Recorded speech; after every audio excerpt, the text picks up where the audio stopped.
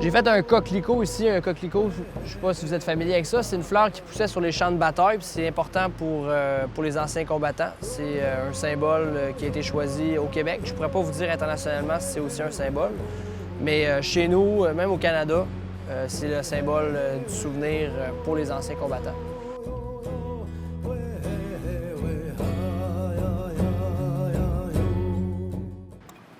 Moi, c'est William Gué-Picard. Je suis né en 1995 à Wendake. J'ai pas été nécessairement poussé vers l'art rapidement. Moi, j'étais un sportif. J'aimais beaucoup ça, faire du sport, parce qu'il fallait que ça bouge. J'étais un peu hyperactif. Là. Ça paraît peut-être pas aujourd'hui. Je me suis quand même calmé dans les dernières années.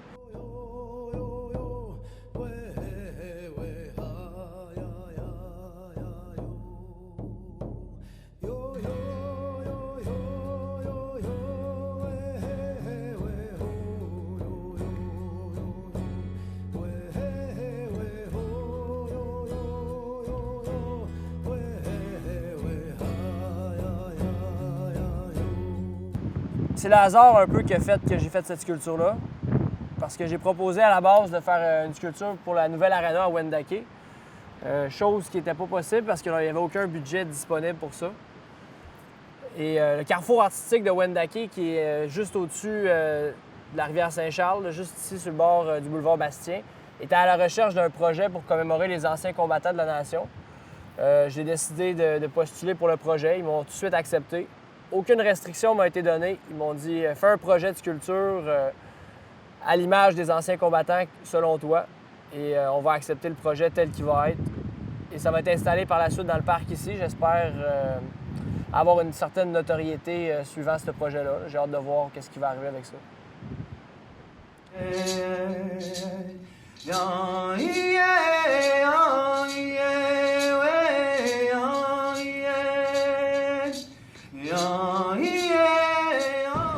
Pour ce totem-là, il n'y a aucun élément qui a été choisi par hasard. C'est tous des éléments qui font partie de la culture Huron-Wendat. Et il y en a quelques-uns qui font seulement référence aux anciens combattants directement, c'est-à-dire à ceux qui ont participé à la guerre en général. En haut du totem, j'ai décidé de faire un épervier. Un épervier, c'est un oiseau de proie qui vit au Québec. On en a quand même pas mal. C'est aussi un clan de la nation Huron-Wendat dans les clans traditionnels. Il y en avait 15 clans auparavant. Et le choix de l'oiseau en haut, c'est ça.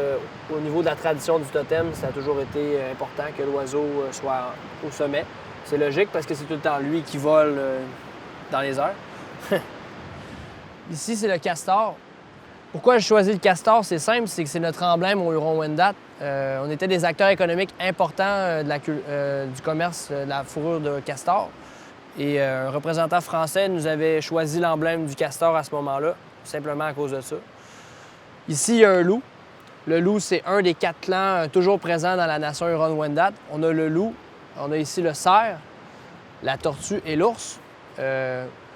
C'est comme je vous dis, les 4 clans qui sont toujours présents dans la nation Huron aujourd'hui. Fait que c'était important pour moi de les faire sur mon totem.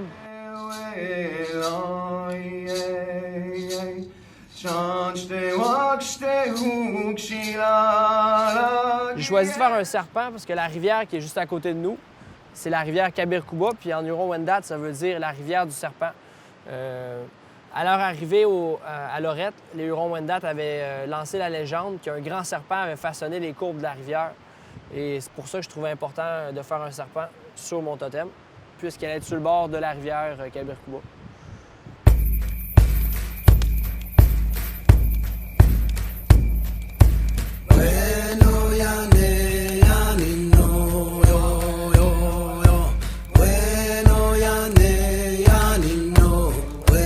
Oui, mais dans les outils, on a différentes utilités pour chacun des outils. Par exemple, pour les gauche-droite, comme on a ici, là,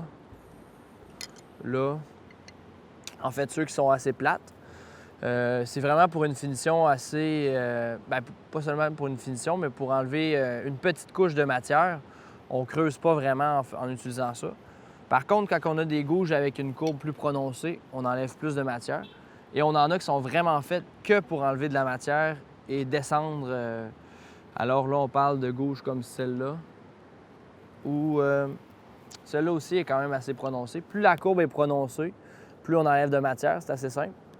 On le voit ici, ça enlève environ ça de matière à chaque fois, là.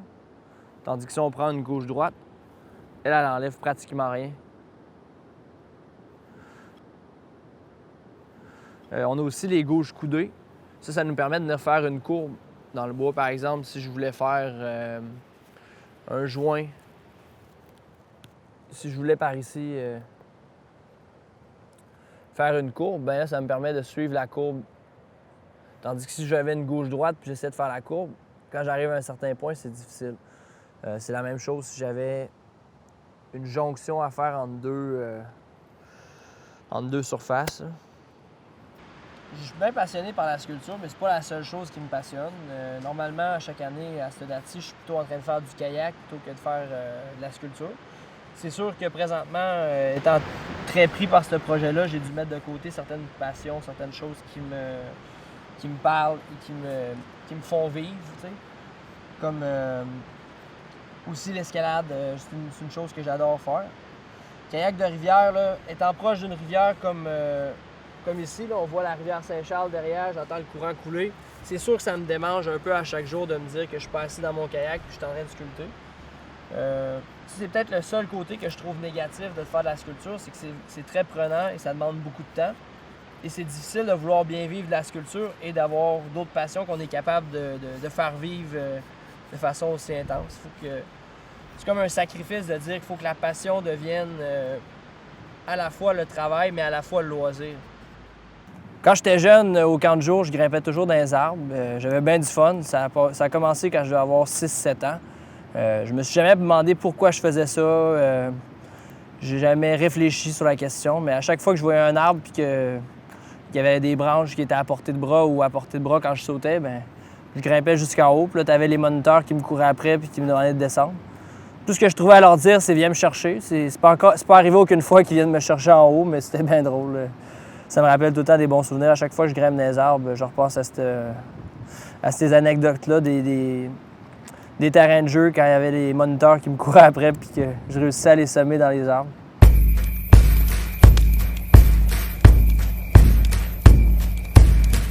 La sculpture, je dois la terminer pour au plus tard la mi-juin. En fait, on veut avoir fini l'installation pour la mi-juin parce que le PAWA se tient un petit peu plus tard. Je ne suis pas certain encore si on va faire une inauguration au PAWA un peu avant le PAWA ou encore au mois de novembre parce que le jour du souvenir se trouve le 22 novembre et c'est cette journée-là qui est en mémoire des soldats qui ont participé aux différents conflits. Donc, vu que la sculpture était pour les anciens combattants, c'est pas impossible que l'inauguration ait lieu au même moment qu'on fait une cérémonie à chaque année ici, c'est-à-dire le 22 novembre pour le jour du souvenir. Personnellement, ça me dérange pas si on fait l'inauguration seulement au mois de novembre. Moi, le moment où je vais être le plus fier, c'est le moment où on va avoir érigé le totem qui va être installé et que je vais pouvoir enfin l'admirer sur sa base, droit dans les airs, de la façon que je l'ai imaginé. Parce que là, depuis le début, je travaille, mais je le regarde comme ça pour voir les formes de la bonne façon. Tandis que là, le fait de le voir droit, ça va me montrer finalement est-ce que je suis arrivé à ce que je voulais exactement ou plutôt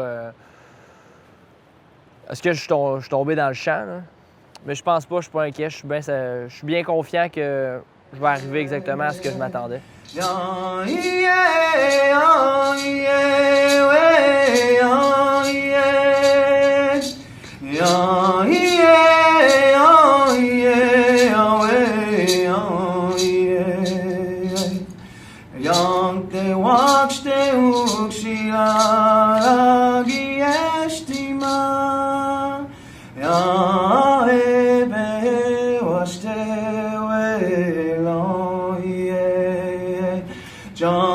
Watch the